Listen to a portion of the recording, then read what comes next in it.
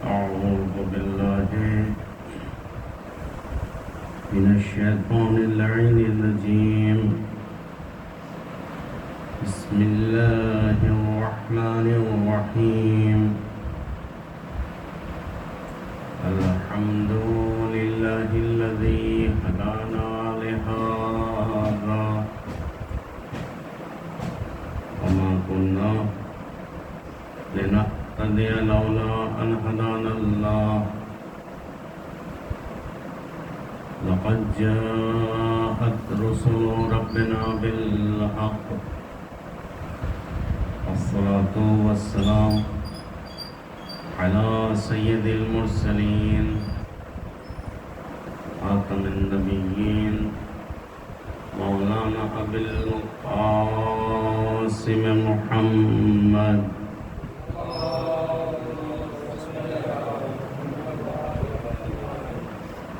وعلى آله الطيبين الطاهرين المعصومين. لعنة الله على أعدائهم أجمعين من يومنا هذا إلى قيام يوم الدين. أما بعد، فقد قال رسول الله صلى الله عليه وآله وسلم: إن لقتل الحسين حرارة في قلوب المؤمنين لا تبردوا أبدا. صلوات محمد وآل محمد.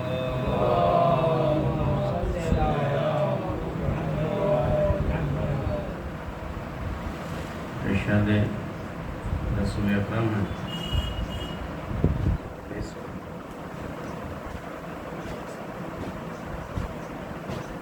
بیشک قتل حسین سے مومنین کے دلوں میں ایک ایسی حرارت ہے جو کبھی بھی سرد نہیں ہوتی. عشرہ مجالس کی پہلی مجلس اور ہمارا جو موضوع گفتگو رہے گا انشاءاللہ اس عشرے میں، موضوع ہے پیغام کربلا اور حسینی ذمہ داریاں.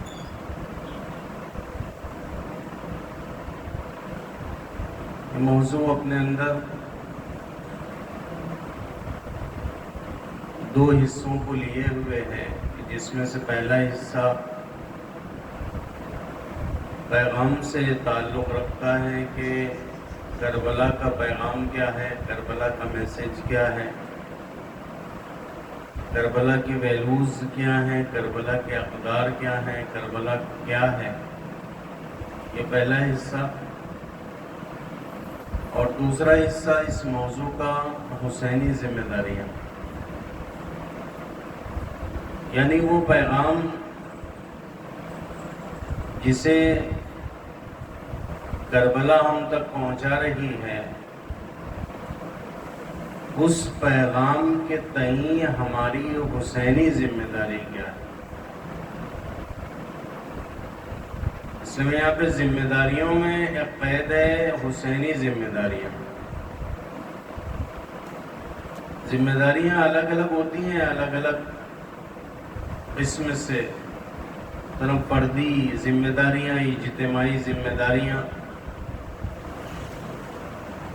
یہاں جو ذمہ داری ہماری ہے وہ یہ ہے کہ انسان حسینی بن کر جو ذمہ داریاں اس پر عائد ہوتی ہیں وہ اس کی کیا ہے. تو انشاءاللہ اسی موضوع کے تحت اور اسی عنوان کے تحت انشاءاللہ ہم آگے کی مجالس میں آپ کے سامنے بیان کریں گے. آج مقدمے کے طور پہ تمہیداً صرف ایک دو باتیں آپ کے سامنے عرض کرنی ہیں.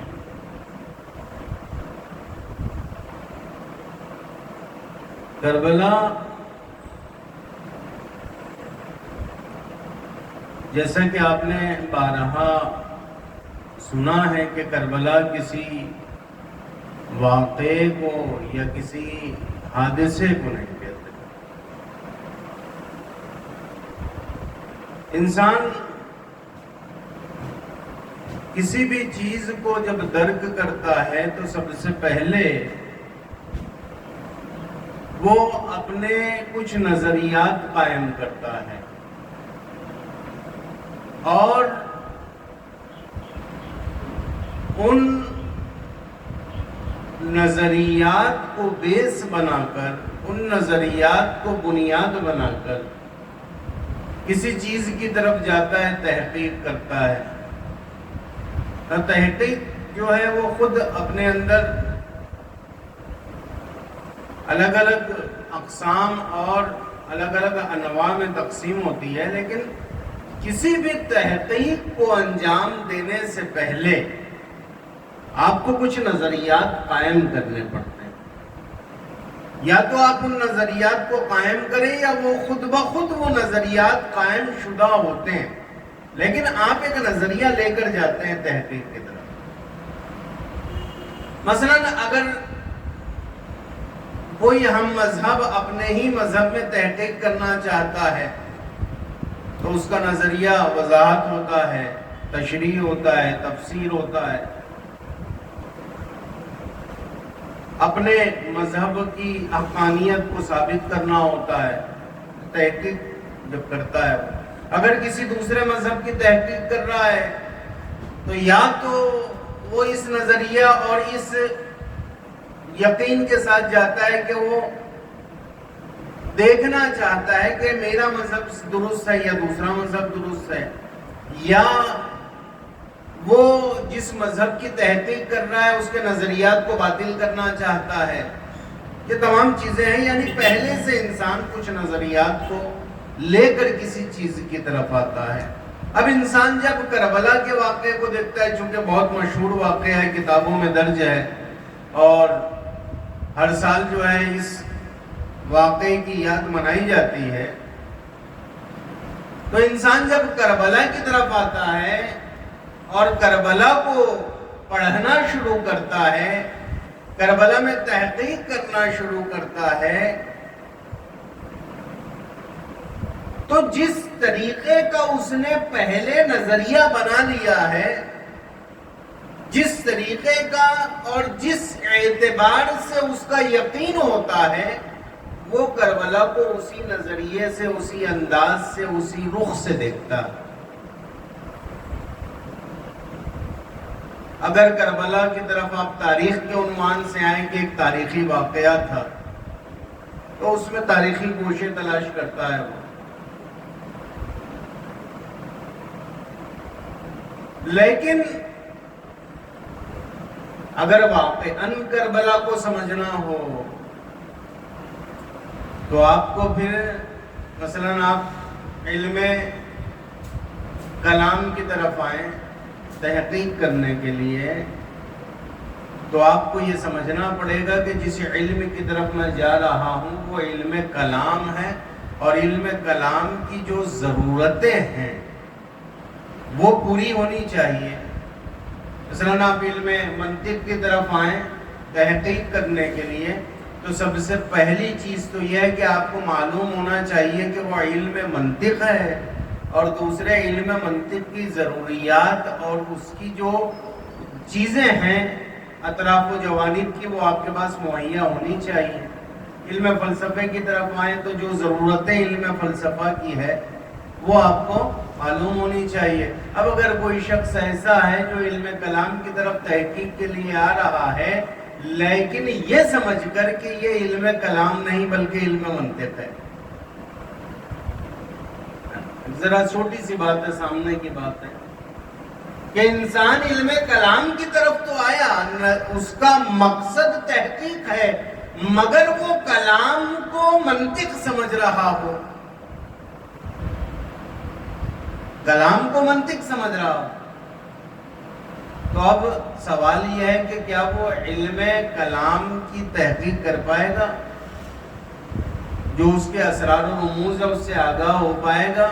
جو اس کی باریکیاں ہیں اس سے آگاہ ہو پائے گا؟ نہیں، وہ تو پہلی منزل میں ہی ناکامیاب ہو جائے گا۔ کیوں؟ اس لیے کہ اسے یہی نہیں پتا کہ یہ کلام ہے یا منطق ہے۔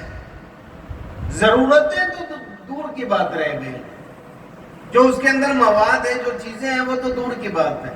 یہ تو پہلی منزل میں ہی کامیاب ہے، یعنی شناخت کی منزل میں کامیاب ہے. وہ عنوان کی شناخت ہی نہیں کر پا رہا، وہ موضوع کی شناخت ہی نہیں کر پا رہا، وہ پہچان ہی نہیں پا رہا یہ علم کون سا ہے، تو اس کی تحقیق کبھی بھی کامیاب نہیں ہو. اور اگر کوئی کتاب اس نے لکھ بھی دی، اگر کوئی مقالہ اس نے لکھ بھی دیا، اگر کوئی مضمون اس نے لکھ بھی دیا، تو وہ جیسا کہ فارسی میں کہا جاتا ہے چرت و پرت کے علاوہ اور کچھ نہیں ہو. اس لیے کہ پہلی منزل میں ہی ناکامیاب ہے، وہ موضوع کو نہیں جانتا، عنوان کو نہیں جانتا. پہلے عنوان کی شناخت ضروری ہے، تاکہ جب تم اس علم کے سمندر میں اترو تو اس کے اندر جو بیش بہا انمول قیمتی زر و جواہر ہے اسے حاصل کر سکو. اگر یہ چاہتے ہو کہ کلام کے بیش بہا زیور سے تمہیں استفادہ حاصل ہو تو پہلے موضوع اور عنوان کی شناخت کرو. تمہیں پتا تو ہو کہ تم جا کہاں رہے ہو، تمہیں خبر تو ہو کہ تم آ کہاں رہے ہو. تمہیں کلام کی وادیوں میں اگر سیر کرنی ہے تو تمہیں کلام سے آشنائی تو ہونی ضروری ہے نا. اور اگر لازم آشنائی نہیں ہے کلام سے، آپ نہیں جانتے، تو پھر آپ کیا سمجھیں گے؟ کیا سمجھیں گے آپ؟ بالکل اس شخص کی طرح. لیکن کسی بھی نئی چیز کی بصارت کے لیے، بصیرت کے لیے نہیں، نئی چیز کی بصارت کے لیے، مثلا آپ یہاں سے جائیں کسی نئے شہر، اس کو دیکھنا چاہتے ہیں، آپ وہاں کی جو عمارتوں کو دیکھنا چاہتے ہیں، وہاں کی سڑکوں کو دیکھنا چاہتے ہیں، وہاں کی بنائی ہوئی نئی نئی چیزوں کو دیکھنا چاہتے ہیں، تو وہاں کی نئی چیزوں کی بصارت کے لیے آپ کا بصیر ہونا ضروری ہے. کہ اگر آپ کے پاس آنکھ ہے تو آپ دیکھیں گے، لیکن اگر کوئی بصیر ہی نہ ہو، اندھا ہو، آنکھ نہ ہو، اور اس کی یہ خواہش ہو کہ میں ایک نئے شہر جا کر وہاں کی عمارتوں کو دیکھوں، وہاں کی سڑکوں کو دیکھوں، تو یہ خواہش اس کی عبث ہے، بیجا ہے. کیوں؟ اس لیے کہ چیزوں کو دیکھنے کے لیے ایک وسیلہ ہے، ایک ذریعہ ہے، اور وہ ہے آنکھ، جو اس کے پاس نہیں ہے. تو وہ نہ عمارتوں کو دیکھ سکے گا، نہ سڑکوں کو دیکھ سکے گا، نہ اس شہر کی خوبصورتی کو دیکھ سکے گا، نہ اس کی خوبیوں کو دیکھ سکے گا، نہ اس کی خامیوں کو دیکھ سکے گا. وہ کچھ نہیں کر سکتا. اب وہی اندھا شخص ایک شہر میں جائے اور تحقیق لکھے، مدلل، کہ وہاں کی سڑکیں ایسی تھیں، وہاں کی جو عمارتیں ایسی تھی، وہاں یہ خوبی تھی اور وہاں یہ خامی تھی، تو بتائیے کوئی بھی صاحب عقل اس کی تحقیق، اس کی کتاب خرید کر پڑھے گا؟ کہے گا جب اس نے دیکھا ہی نہیں تو لکھا کیا ہوگا اس میں؟ کیا سمجھا ہوگا وہ؟ کوئی عقل مند شخص چاہے وہ کتنا ہی بڑا محقق کیوں نہ ہو، اس کی اس کتاب کو خرید کر نہیں پڑھے گا، کیونکہ اس میں سب کچھ تو ہوگا، حقیقت نہیں ہوگی، درک نہیں ہوگا، درک نہیں ہوگا. اس نے درک ہی نہیں کیا تو وہ درک آپ تک پہنچائے گا کیسے؟ تو ایک مقدمہ میں نے بنایا، ایک اس تمہید کو لے کر آگے چلتے ہیں. آئیے کربلا کی طرف چلتے ہیں. پوری باتوں کا خلاصہ کر دوں ایک جملے میں کہ کربلا ایک ایسا موضوع ہے جس پر ہزارہ کتابیں، ہزارہ تحقیقات، ہزارہ مقالے لکھے گئے، موافقین کی طرف سے بھی، مخالفین کی طرف سے. اعتراض بھی ہوا اور اس بات بھی ہوا، دونوں چیزیں ساتھ ساتھ چلی.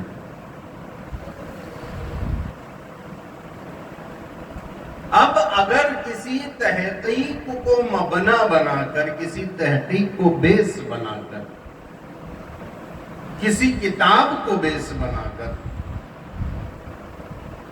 کسی مقالے کو بیس بنا کر آپ اگر کربلا کو سمجھنا چاہتے ہیں تو کربلا سمجھ میں نہیں آنے والا،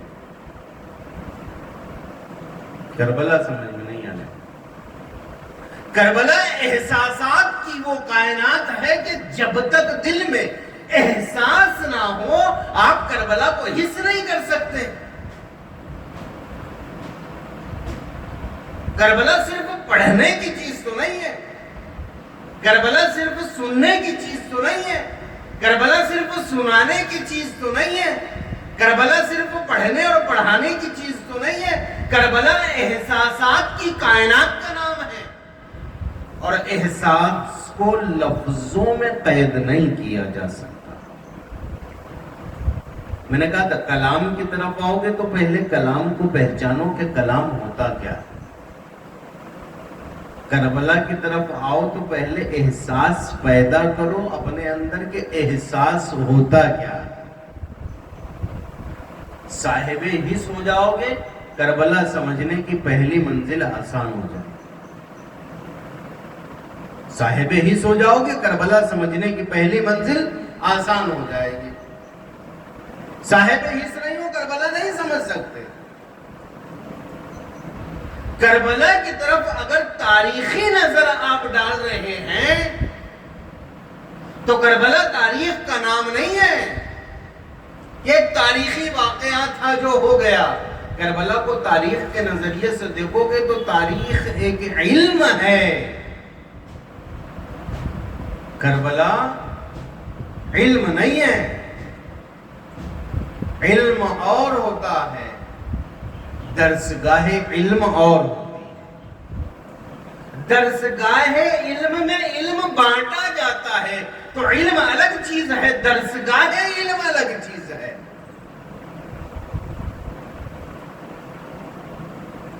تو صرف ایک علم کے اعتبار سے، ایک تاریخ کے اعتبار سے اگر کربلا کو دیکھو گے تو کربلا سمجھ میں نہیں آنے والی۔ بہت سے احساسات کے اندھوں نے، عقل کے اندھے آپ نے سنا ہو، بہت سے احساسات کے اندھوں نے کربلا کو لکھا، کربلا بتائی، کربلا سنائی، لیکن چونکہ خود بے بصارت تھے، خود بے بصیرت تھے، اس لیے کربلا جو بصیرت کی کائنات ہے اس کائنات کے اسرار و رموز کو صحیح طریقے سے بیان نہ کر پائے، چونکہ انہوں نے خود نہیں دیکھا کہ کربلا میں کیا ہے۔ کربلا آگاہی کا نام ہے، کربلا ایک نظام کا نام ہے، کربلا تسلسل ولایت کا نام ہے، کربلا آخری چیز کربلا فرہنگ کا نام ہے، کربلا تمدن کو کہتے ہیں، کربلا کلچر کو کہتے ہیں۔ کربلا کیا ہے؟ واقعہ تاریخی نہیں، کربلا واقعہ تاریخی نہیں ہے، کربلا تمدن ہے، کربلا فرہنگ ہے۔ فرہنگ و تاریخ میں بہت فرق ہوتا ہے، تمدن و تاریخ میں بہت فرق ہوتا ہے۔ تاریخ علم کے ایک چھوٹے سے گوشے کا نام، تمدن اپنے اندر ہزارہا چیزوں کو لیے ہوئے ہوتا ہے، جس میں تاریخ بھی ہوتی ہے، کلام بھی ہوتا ہے، منطق بھی ہوتا ہے، فلسفہ بھی ہوتا ہے، ایثار بھی ہوتا ہے، جذبات بھی ہوتے ہیں، احساس بھی ہوتے ہیں، رواداری بھی ہوتی ہے، توکل بھی ہوتا ہے، قربانی بھی ہوتی ہے، شہادت بھی ہوتی ہے۔ جیسا فرہنگ ہو ویسا، جیسا تمدن ہو ویسا۔ اسلامی تمدن کو، اسلامی فرہنگ کے تسلسل کو، یا تسلسل کا لفظ اگر ہٹا دے پورا مکمل اسلامی تمدن آپ کو کربلا کے اندر ملے. اسلامی تمدن آپ کو کربلا کے اندر. اب دیکھیں ایک نظام یہاں پر ہمارے شہروں میں اور ہر شہر میں ایک نظام ہوتا ہے. کربلا کی اہمیت کیا ہے وہ بتانا چاہ رہا ہوں، بس 2 جملے اور اس کے بعد ربط مسئلہ. ہر شہر میں ایک نظام ہوتا ہے. مثلا ہمارے یہاں بجلی کا نظام ہے، پانی کا نظام ہے، اور بہت سارے نظام ہیں ہمارے شہروں میں. کربلا منبع اسلام ہے، منبع فیوز و برکات اسلام. کربلا منبع کو کہتے ہیں، منبع یعنی جہاں سے سب چیزیں نکلتی ہیں، جہاں سے بڑھتی ہیں. ایسے جیسے میں نے مثال دی آپ کے سامنے کہ ہمارے یہاں پانی کا نظام ہے. اب آپ دیکھیں کہ یہ جو پانی کا نظام، ہمارا شہر جتنا بڑا ہوگا نظام بھی اتنا ہی بڑا ہوگا. شہر جتنا بڑا ہوگا نظام آپ کو اتنا ہی بڑا کرنا پڑے گا. ہر گلی کے اندر ایک مکان ہے اور ہر مکان میں پانی ہے. ہر مکان تک پانی پہنچایا گیا، ہر جگہ تک پانی پہنچایا گیا. کس کے ذریعے سے؟ پائپ کے ذریعے سے، نلوں کے ذریعے سے. ان نلوں میں پانی بہ رہا ہے جس سے لوگ استفادہ کر رہے ہیں. کبھی کبھی کیا ہوتا ہے، ہماری نظر مرآتی ہوتی ہے. ایک اصطلاح ہے منطق میں، نظر مرآتی. نظر مرآتی کیا ہوتی ہے؟ مثلا آپ ایک آئینے کے سامنے کھڑے ہو جائیں، ایک آئینہ بازار سے بہت اچھا خوبصورت خرید کر لائیں، کافی قیمتی، اور اسے اپنی دیوار پر لگا دیں. تو پہلی بار شاید آپ کی نظر مرآتی نہ ہو، اصلی ہو. یعنی آپ پہلی مرتبہ اس آئینے کو دیکھیں کہ اس آئینے میں کیا کیا نقش و نگار بنے ہوئے ہیں، اس کا شیشہ کیسا ہے، اس کے پارا کیسا ہے، یہ تمام چیزیں آپ نے دیکھ لی. لیکن اب اس کے بعد جب بھی آپ اس آئینے کے سامنے کھڑے ہوتے ہیں آپ کی نظر مرآتی ہوتی ہے. یعنی کیا؟ یعنی یہ کہ آپ اس میں اپنا چہرہ دیکھ رہے ہوتے ہیں، اپنا چہرہ دیکھتے ہیں، اپنے بالوں کو درست کرتے ہیں، اپنے شکل کو، صورت کو درست کرتے ہیں. لیکن آپ کی پوری توجہ کس چیز پر ہوتی ہے؟ آپ کے بالوں پر، آپ کے چہرے پر. اب آپ جب بھی اس کے سامنے کھڑے ہوتے ہیں اس کے نقش و نگار کو دیکھنے کے لیے نہیں کھڑے ہوتے، اپنا چہرہ دیکھنے کے لیے کھڑے ہوتے ہیں، اس لیے کہ اس کا مقصد یہی ہے کہ وہ چہرہ دکھائے. تو یہ نظر مرآتی ہے. یعنی کیا؟ یعنی انسان ایک چیز کو دیکھتا ہے در حالی کہ اس کی اصل سے وہ غافل ہوتا ہے. ہم چہرہ دیکھ رہے ہیں آئینے میں، لیکن آئینے کی اصل جو خوبصورتی ہے اس سے غافل ہو جاتے ہیں، اس سے غافل ہوتے ہیں. ہم ہمیشہ تو نہیں دیکھتے نا کہ آئینے میں اتنے نگ لگے ہوئے ہیں، اتنے جو ہے ڈائمنڈ لگے ہیں، اتنی یہ چیزیں لگی ہیں. نہیں، ہم صرف اپنا چہرہ دیکھتے ہیں اور چلے جاتے ہیں. اسے کہا جاتا ہے نظر مرآتی. یہ نظر مرآتی ہے کہ آپ ایک چیز کو دیکھیں اور ایک چیز سے غافل ہوں.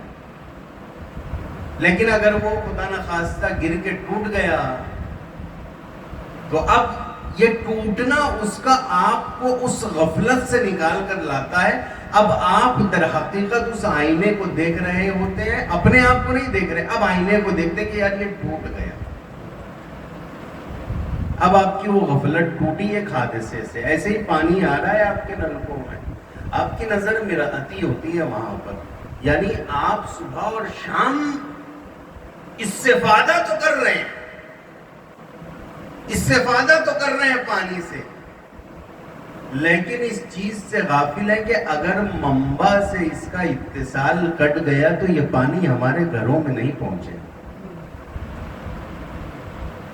صبح اور شام پانی سے استفادہ کرنے والا اس چیز سے غافل ہوتا ہے کہ یہ متصل ہے ایک منبع سے، ایک متصل ہے ایک مرکز سے کہ جہاں سے پانی آ رہا ہے. کہ اگر منبع سے اس کا اتصال کاٹ دیا جائے، رک جائے، تو پھر پانی نہیں پہنچے گا گھروں میں. تو ہماری نظر پانی سے برہتی ہے، اصلی نہیں ہے. ہم غافل ہیں منبع سے. احساس کب ہوتا ہے؟ جب منبع سے اعلان کیا جاتا ہے کہ آج ہمارے منبع میں کچھ خرابی آ گئی ہے، کچھ موٹر خراب ہو گئی ہے، کچھ اور تکلیف آ گئی ہے، ہم جو ہے اب منبع سے اتصال کاٹ رہے ہیں، تو پھر ہم متوجہ ہوتے ہیں اس منبع کی طرف کہ اچھا آج وہاں پانی بند کر دیا گیا، اس لیے ہم لوگ پانی سے محروم ہو. کربلا ہمارے ساتھ ساتھ ہے، ہماری زندگی میں کربلا ہے، ہمارے کاموں میں کربلا ہے، ہمارے حرکات میں کربلا ہے، ہماری سکنات میں کربلا ہے. لیکن نظر چونکہ مرعتی ہے، اس لیے ہم سمجھ نہیں پاتے کہ کربلا کہاں کہاں ہے. یہ اسلام پر جو عمل ہو رہا ہے، یہ در حقیقت پانی سے استفادہ ہو رہا ہے. یہ جو اسلام پر عمل ہو رہا ہے، یہ جو ہمیں دعوائے اسلام ہے،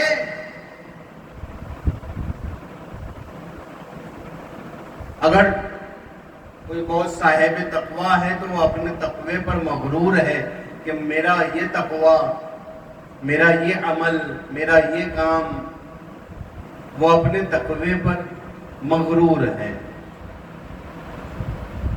یہ نظر مراتی ہے اس کی. انسان کو نس مرعتی نظر سے ہٹ کر اصل کی طرف آئے تو یہ دیکھے کہ یہ جو تمہارا تقویٰ ہے یہ پانی ہے، اور اس پانی کا ایک منبع ہے جہاں سے اصل یہ پانی چلا ہے. تو یہ جو متقین آج آپ کو اس کائنات میں دکھ رہے ہیں، اگر امام المتقین کا وجود نہ ہوتا تو آج متقی نہ ہوتے. اگر امام المتقین کا وجود نہ ہوتا تو آج متقی نہ ہوتے. اور امام المتقین کی ولایت کے تسلسل کو ہی کربلا کہا جاتا ہے. کہ اگر آج کربلا نہ ہوتی تو ہمارے پاس اسلام نہ ہوتا، ہمارے پاس قرآن نہ ہوتا، ہمارے پاس نمازیں نہ ہوتی، ہمارے پاس تقویٰ نہ ہوتا، ہمارے پاس اور تمام چیزیں نہ ہوتی. تو کربلا کو اس نظریے سے دیکھیں. کربلا منبع کا نام ہے، کربلا فرہنگ کا نام ہے، کربلا تمدن کا نام ہے. یہ کربلا ہے. آپ کس اعتبار سے کربلا کی طرف آ رہے ہیں؟ کربلا میں بصیرت ہی بصیرت دکھے گی. آپ ہر جگہ بصیرت، ہر جگہ بصیرت. کربلا کے ہر واقعے میں بصیرت ہے، کربلا کی ہر شہادت میں بصیرت ہے. اور بھائی بصیرت کو دیکھنے کے لیے جو چیز سب سے زیادہ ضروری ہے، لازم ہے، بغیر اس کے بصیرت کو درک نہیں کیا جا سکتا، تو بصیرت کو دیکھنے کے لیے بصیرت کی ضرورت ہوتی ہے. صاحب بصارت اور صاحب بصیرت. کائنات صاحب بصارت تو ہو گئی، بس صاحب بصیرت نہ ہو سکی. بصارت و بصیرت میں بہت فرق ہے. انسان صاحب بصارت تو ہے، لیکن بصارت کربلا کو سمجھنے کے لیے، کربلا کو پڑھنے کے لیے کافی نہیں ہے. کربلا کو اگر سمجھنا ہوگا تو تمہیں بصیرت کی ضرورت پڑے گی. بغیر بصیرت کے آپ کربلا نہیں سمجھ سکتے. بصیرت کا ٹھاٹھے مارتا سمندر کربلا. اس سمندر میں اگر ہوتا زن ہونا ہے تو پہلے صاحب بصیرت ہو جاتا. ایک چھوٹی سی مثال اور ربط مسائل. آج آپ دیکھیں مختلف علوم، نئے نئے علوم جو ہیں وہ سامنے آتے ہیں. مثلا آج سے کچھ سال پہلے موبائل کا جو علم تھا وہ موجود نہیں تھا، پھر اسے اختراع کیا گیا، آج ایک علم کے عنوان سے زمانے میں متعارف ہے، اور بہت سارے علوم ہیں اسی طریقے سے۔ مثلا سائنس کا علم ہے، آج میڈیکل سائنس نے بھی بہت ترقی کر لی، کافی آگے پہنچ گیا، حتیٰ کہ پیوند کاریاں ہونے لگی، بہت آگے بڑھ گئے۔ کتنی قیمتی قیمتی ایجادات کی گئی اور وہ کتابوں میں آج محفوظ ہے۔ یہ پیوند کاری کا جو عمل آج انجام دیا جا رہا ہے، اس کے بارے میں بھی باقاعدہ جو ہے کتابوں میں لکھا گیا۔ اب مجھے شوق ہوا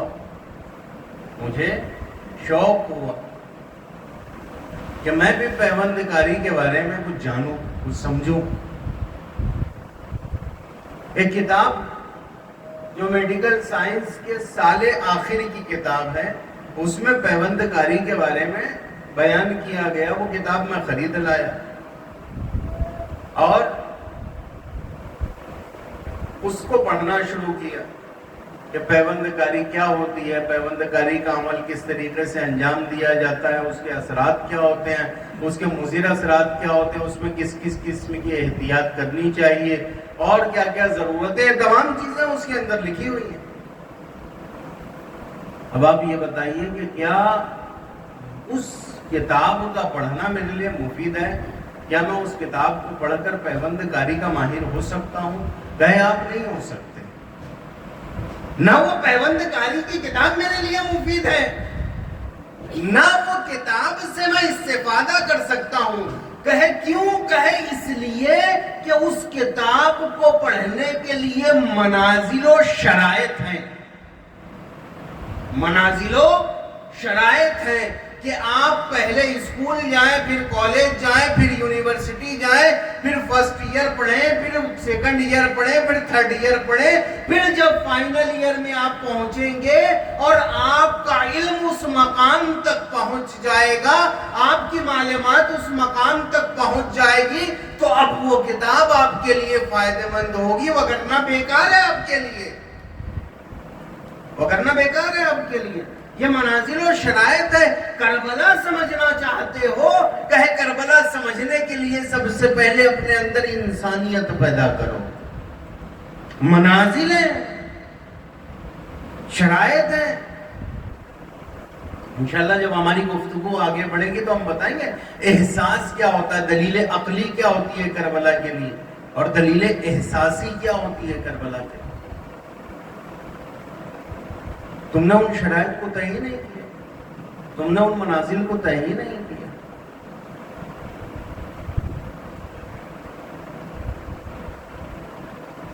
نہ کر سکنا اور کر سکنے کے بعد نہ کرنا، دونوں میں فرق ہوتا ہے۔ نہ کر سکنا اور کر سکنے کے بعد نہ کرنا، دونوں میں زمین آسمان کا فرق ہے۔ ایک میں اختیار ہے، ایک میں جبر ہے۔ انشاءاللہ کل کی مجلس میں اس کو اور زیادہ وضاحت کے بعد ساتھ ہم بیان کریں۔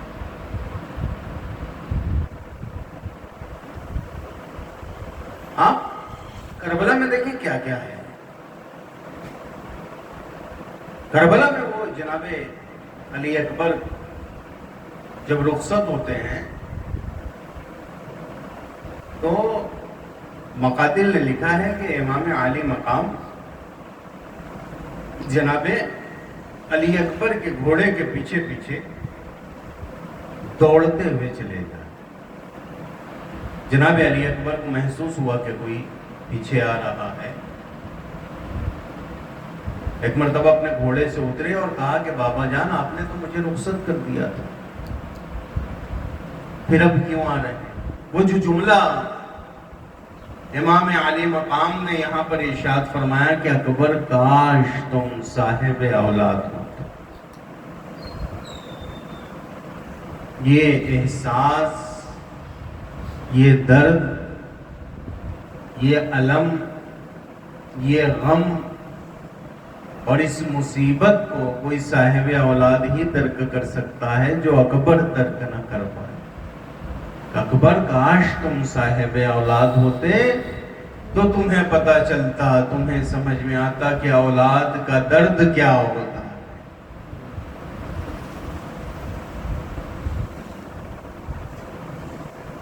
ہر سال کی طرح اس سال پھر پروردگار عالم نے ہمیں یہ موقع، یہ فرصت عنایت کی کہ ہم پھر محرم کو درک کر سکیں.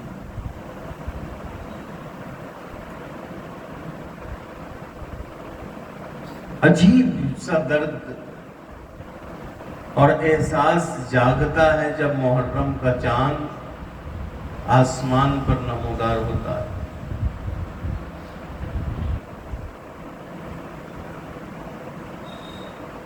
ہم تو اپنے سگوں کو بھی اتنا نہیں روتے، لیکن اس غم میں ایک عجیب سی کیفیت ہے، اس غم میں ایک عجیب سا اثر ہے. کیا نہیں ہے کربلا میں؟ کربلا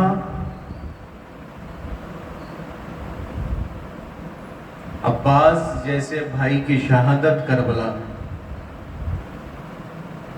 علی اکبر جیسے بیٹے کی شہادت کربلا میں، قاسم جیسے بھتیجے کے لاش کے ٹکڑوں کو اٹھانا حسین کی قسمت میں ہے.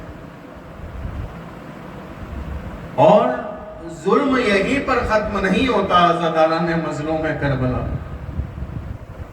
ظلم کی انتہا تو اس وقت ہو جاتی ہے جب امام علی مقام اپنے 6 مہینے کے چھوٹے سے بچے کو لے کر میدان کربلا میں آتے ہیں اور کہتے ہیں کہ 2 قطرہ اس بچے کو پلا دو کہ اس کے ہونٹ اور اس کی زبان پیاس کی وجہ سے خشک ہو چکی ہے، اس کی ماں کا دودھ خشک ہو چکا ہے. مگر جواب میں جناب علی اصغر کو 6 شعبہ تیر ملتا ہے اور اس چھوٹے سے بچے کی شہادت ہو جاتی ہے. علی اصغر امام علی مقام کے ہاتھوں پر منقلب ہو جاتے ہیں. کبھی ہم نے یہ بھی دیکھا کہ امام علی مقام کے سینے پر شمر سوار ہے، زینب تلہ زینبیہ سے کھڑی ہو کر دیکھ رہی ہے. خدا کسی بہن کو وہ منظر نہ دکھائے جو زینب نے منظر دیکھا. اپنے ماجائے کو ذبح ہوتے ہوئے دیکھ رہی ہے. اور کربلا یہیں پر ختم نہیں ہو جاتی. جب کربلا آگے بڑھتی ہے تو ہم نے سکینہ کے گالوں پر تمانچوں کو بھی دیکھا. جب یہی کربلا آگے بڑھی تو ہم نے سکینہ کے کانوں سے بندوں کو چنتے ہوئے دیکھا. جب یہی کربلا آگے بڑھی تو زینب کو بے ردا ہوتے ہوئے دیکھا. اللہ لعنت اللہ علی القوم الظالمین وسيعلم الذين ظلموا أي منقلب ينقلبون إنا لله وإنا إليه راجعون. رضا بقضائه وتسليما بأمره. ربنا تقبل منا إنك أنت السميع العليم.